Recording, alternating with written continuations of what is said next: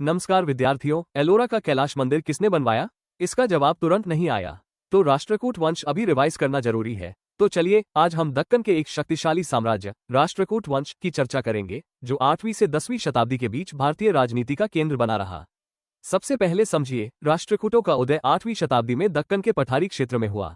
इनके संस्थापक माने जाते हैं दंतीदुर्ग, जिन्होंने चालुक्य शासक कीर्तिवर्मन द्वितीय को पराजित कर सत्ता स्थापित की। अब यहाँ से जो प्रश्न एग्जाम में बार बार पूछा गया है वो है कि राष्ट्रकूटों ने किस वंश को पराजित कर सत्ता स्थापित की? इसका उत्तर है चालुक्य वंश। अब राजधानी की बात करें, राष्ट्रकूटों की राजधानी थी मान्यखेट, माखेट। यहीं से उन्होंने उत्तर और दक्षिण दोनों दिशाओं में विस्तार किया। अब आते हैं उनके सबसे महत्वपूर्ण सैन्य योगदान पर। राष्ट्रकूट त्रिपक्षीय संघर्ष में शामिल थे, और यह संघर्ष किसके लिए था? कन्नौज पर अधिकार के लिए। वेरी इंपॉर्टेंट पॉइंट है, याद रखिएगा। और त्रिपक्षीय संघर्ष में 3 शक्तियां शामिल थीं, वो थी राष्ट्रकूट, पाल और गुर्जर प्रतिहार। प्रश्न जो यहां बनता है कि त्रिपक्षीय संघर्ष किनके बीच हुआ था? तो राष्ट्रकूट, पाल और प्रतिहार के बीच में। इंपॉर्टेंट पॉइंट है, बहुत से एग्जाम्स में पूछा गया है। अब बात करते हैं ध्रुव और गोविंद तृतीय की। ये भी राष्ट्रकूट वंश से संबंधित है। ध्रुव ने उत्तर भारत में सफल अभियान चलाया और गोविंद तृतीय ने तो हिमालय तक अपनी शक्ति का प्रदर्शन किया। अब आते हैं सांस्कृतिक पक्ष पर। अमोघवर्ष प्रथम राष्ट्रकूटों का प्रमुख सांस्कृतिक शासक था। उन्होंने कविराज मार्ग ग्रंथ की रचना करवाई, जो कन्नड़ साहित्य का प्रारंभिक ग्रंथ माना जाता है। बहुत ही महत्वपूर्ण प्रश्न है कि कविराज मार्ग किस भाषा का प्राचीन ग्रंथ है?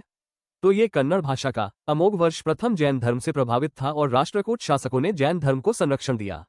अब स्थापत्य की ओर चलते हैं। राष्ट्रकूट शासक कृष्ण प्रथम ने एलोरा का प्रसिद्ध कैलाश मंदिर बनवाया। ध्यान रखिए, यह मंदिर एक ही शिला को काटकर बनाया गया है। हर एग्जाम में यहां से प्रश्न आता ही है कि एलोरा का कैलाश मंदिर किसने बनवाया?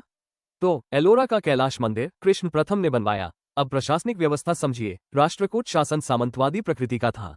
राष्ट्र प्रशासनिक इकाई थी और उसका प्रमुख राष्ट्रपति कहलाता था। उनकी आय का मुख्य स्रोत भूमि कर था और अरब व्यापारियों के साथ उनके संबंध मजबूत थे। अरब यात्री अल मसूदी ने राष्ट्रकूटों को विश्व के महान साम्राज्यों में गिना है। तो बताएं कि अल मसूदी ने किस भारतीय वंश की प्रशंसा की? आपका उत्तर है राष्ट्रकूट की। नेक्स्ट है, राष्ट्रकूट साम्राज्य का प्रभाव गुजरात और मालवा तक था।